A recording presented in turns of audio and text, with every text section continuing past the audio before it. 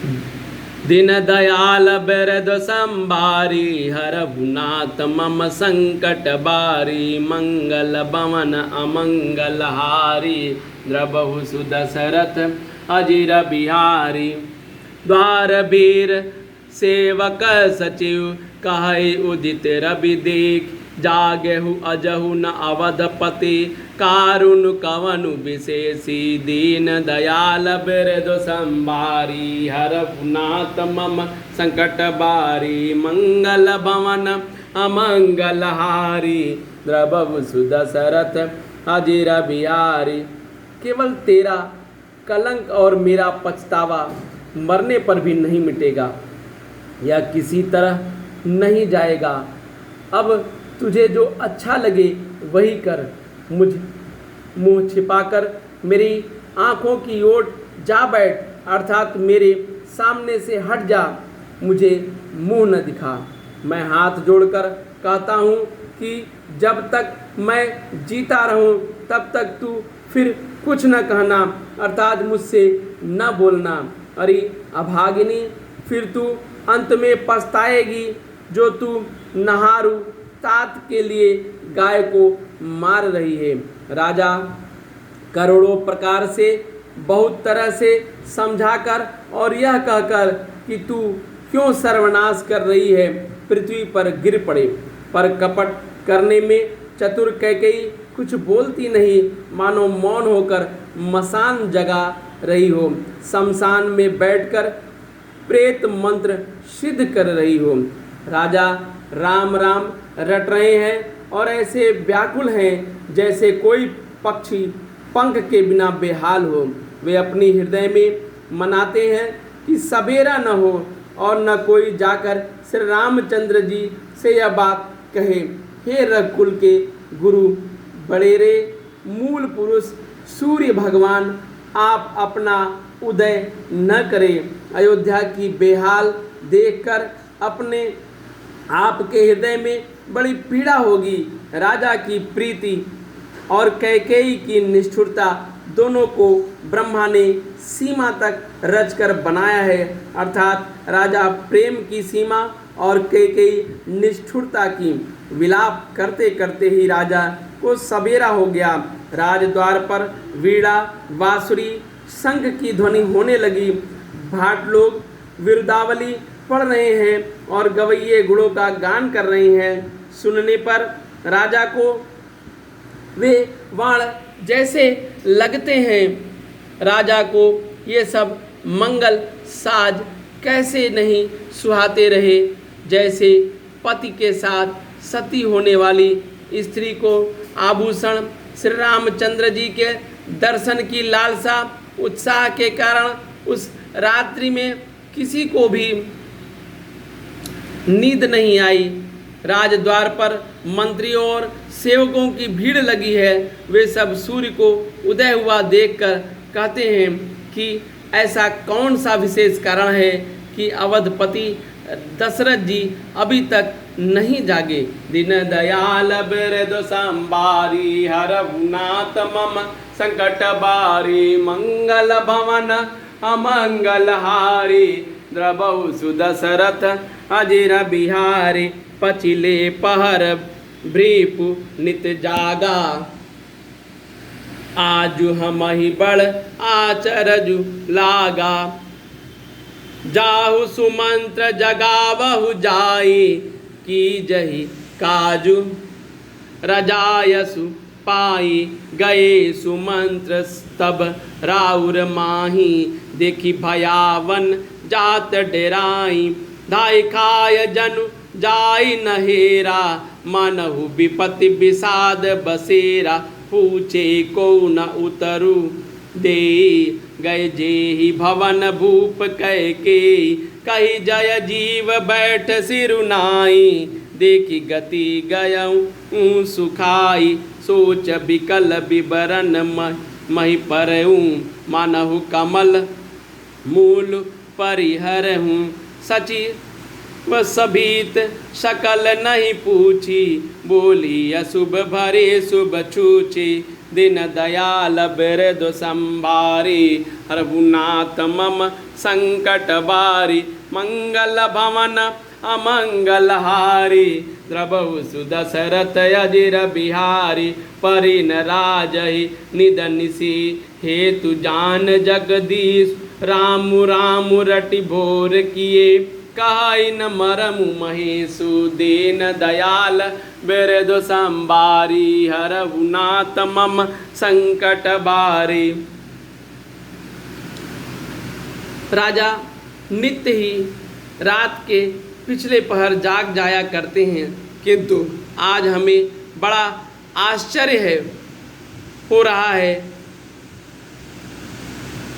हे सुमंत, जाओ जाकर राजा को जगाओ, उनकी आज्ञा पाकर हम सब काम करें। तब सुमंत्र रावले यानी राजमहल में गए, पर महल को भयानक देखकर वे जाते हुए डर रहे हैं। ऐसा लगता है मानो दौड़कर काट खाएगा। उसकी और देखा भी नहीं जाता, मानो विपत्ति और विषाद ने यहाँ डेरा डाल रखा हो। पूछने पर कोई जवाब नहीं देता। वे उस महल में गए जहाँ राजा और कैकेयी थे। जय जीव कहकर सिर नवाकर वंदना करके बैठे और राजा की दशा देखकर तो वे सूख ही गए। देखा कि राजा सोच से व्याकुल हैं, चेहरे का रंग उड़ गया है, जमीन पर ऐसे पड़े हैं मानो कमल जड़ छोड़कर जड़ से उखड़कर मुरझाए पड़ा हो। मंत्री सारे डर के कुछ पूछ नहीं सकते। तब अशुभ से भरी हुई और शुभ से विहीन कैकेयी बोली, राजा को रात भर नींद नहीं आई। इसका कारण जगदीश्वर ही जाने। उन्हें राम राम रटकर सवेरा कर दिया, परंतु उनका भेद राजा कुछ भी नहीं बतलाते। दीन दयाल बिरदु संबारी हरहु नाथ मम संकट बारी मंगल भवन अमंगल हारी द्रबहु सुदशरथ अजिर बिहारी आनहु राम ही बेगी बोलाई समाचार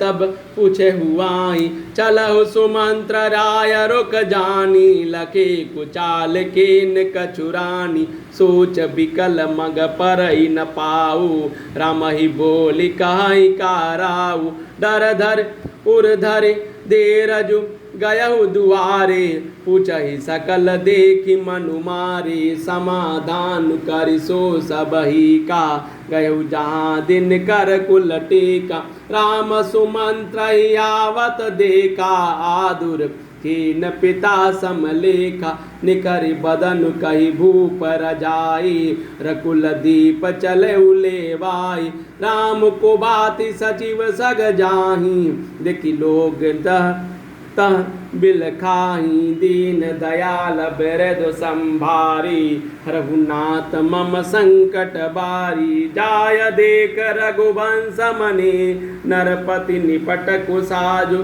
सामिक परहु लख सिगिनिहि मनहु वृद्ध गजराजु दीन दयाल बिरदु संभारी हरहु नाथ मम संकट बारी मंगल भवन मंगल हारी द्रबहु सुदशरथ अजिर बिहारी। तुम जल्दी राम को बुलाओ, तब जाकर समाचार पूछना। राजा का रुख जानकर सुमंत्र जी चले। समझ गए कि रानी ने कुछ कुचाल की है। सुमंत्र सोच से व्याकुल है, रास्ते पर पैर नहीं पड़ता, आगे बढ़ा नहीं जाता। सोचते हैं राम जी को बुलाकर राजा क्या कहेंगे। किसी तरह हृदय में धीरज धरकर वे द्वार पर गए। सब लोग उनको मन मारे उदास देखकर पूछने लगे। सब लोग समाधान करके किसी तरह समझा बुझाकर सुमंत्र वहाँ गए जहाँ सूर्य कुल के तिलक श्री रामचंद्र जी थे। श्री रामचंद्र जी ने सुमंत्र को आते देखा तो पिता के समान समझकर उनका आदर किया। श्री रामचंद्र जी के मुख को देखकर राजा की आज्ञा को सुनकर वे रकुल दीपक श्री रामचंद्र जी की अपने साथ लिवा चले। श्री रामचंद्र जी मंत्री के साथ बुरी तरह बिना किसी लवाजमे के जा रहे हैं। यह देखकर लोग जहाँ तहाँ विषाद कर रहे हैं। श्री रघुवंशमणि श्री रामचंद्र जी ने जाकर देखा, राजा अत्यंत ही बुरी हालत में पड़े हैं और मानो सिंहनी को देखकर कोई बूढ़ा गजराज सहम कर गिर पड़ा हो। दीन दयाल बिरद संभारी हरभुनाथ मम संकट बारी मंगल भवन अमंगल हारी द्रवहु सुदशरथ अजिर बिहारी सुखई अधर जरई जब सबु अंगु मनहु दीन मनहीन भुवंगु सरुष समीप दीख कैकेयी मनहु मीचु घरी गनि लेहि करुणामय मृदु राम सुभाऊ प्रथम देखु सुनान काऊ तदपि धीर धरे समऊ विचारी पूछी मधुर बचन महतारी मोहि कहु मातु तात दुख कारण करहि जतन जहि होय निवारण सुनहु राम सब कारण एहु राजहि तुम पर बहुत स्नेहु दीन कान कहे निय मोहि दुई वरदाना मांगहु जो कछु मोहि सुहाना सो सुनि भयहु भूप और सोचु छाड़ी न सकहि तुम्हार संकोचु दीन दयाल बिरद संभारी हरहुनाथ मम संकट बारी सुत स्नेहु इत बचनुत संकट परहु नरेश सकहु त आय सुधरहु सिर मेटहु कठिन कलेशु दीन दयाल बिरद संभारी हरभुनाथ मम संकट बारी। राजा के ओठ सूख रहे हैं, सारा शरीर जल रहा है, मानो मणि के बिना सांप दुखी हो रहा हो। पास ही क्रोध से भरी हुई कैकेयी को देखा, मानो साक्षात मृत्यु की ही बैठी हो, राजा के जीवन के अंतिम घड़ियां गिन रही हो। श्री रामचंद्र जी का स्वभाव कोमल और करुणामय है। उन्हें अपने जीवन में पहली बार यह दुख देखा, इससे पहले कभी उन्होंने दुख सुना भी न था। तो भी समय का विचार करके हृदय से धीरज धरकर उन्होंने मीठे वचनों में माता कैकेयी से पूछा, हे माता, मुझे पिता के दुख का कारण कहो, ताकि जिससे उनका निवारण हो, दुख दूर हो। यह यत्न किया जाए। कैकेयी ने कहा, हे राम, सुनो, सारा कारण यही है कि राजा तुम पर बहुत स्नेह है। उन्होंने मुझे 2 वरदान देने को कहा था, मुझे जो कुछ अच्छा लगा वही मैंने मांगा। उसे सुनकर राजा के हृदय में सोच हो गया, क्योंकि ये तुम्हारा संकोच नहीं छोड़ सकती। इधर तो पुत्र का स्नेह, उधर वचन प्रतिज्ञा। राजा इसी धर्म संकट में पड़ गए हैं। यदि तुम कर सकते हो तो राजा की आज्ञा सिरोधार्य करो और कठिन कलेश को मिटाओ। दीन दयाल बिरद संभारी हरहुनाथ मम संकट बारी निधरक बैठिकाय कटुबानी सुनत कठिनता अति अकुलानी जीभ कमान बचन सर नाना मनहु महीप मृदु लक्ष्य समाना। दीन दयाल बिरद संभारी हरहुनाथ मम संकट बारी जन कठोर पनु धरे शरीरु सिकई धनुष विद्यावर बीरु सब प्रसंगु रघुपतय सुनाई बैठी मनहु तनु धरे निठुराई मन मुस्काय भानुकुल भानु रामु सहज आनंद निधानु बोले बचन विगत सब दूषण मृदु मंजुल जनु बाग विभूषण सुन जननी सोई सुत बड़ भागी जो पितु मातु बचन अनुरागी तनय मातु पितु तोष निहारा दुर्लभ जननि सकल संसारा दीन दयाल बिरद संभारी रघुनाथ मम संकट बारी मुन गण मिलनु विशेषी बन सबहि बात हित मोर तेहि मह पितु आयसु बहुरी सम्मत जननी तोर दीन दयाल बिरद संभारी रघुनाथ मम संकट बारी मंगल भवन अमंगल हारी द्रवहु सुदशरथ अजिर बिहारी। जय श्री राम।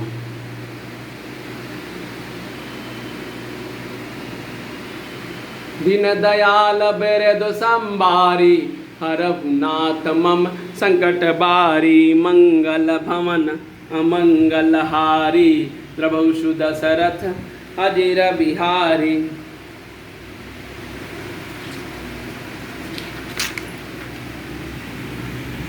कैकेयी बेधड़क बैठी ऐसी कड़वी बाणी कह रही है जिसे सुनकर स्वयं कठोरता भी अत्यंत व्याकुल हो उठी। जीव धनुष है, वचन बहुत से तीर हैं, मानो राजा का कोमल निशाने के समान हो। इस सारे समान के साथ मानो स्वयं कठोरपन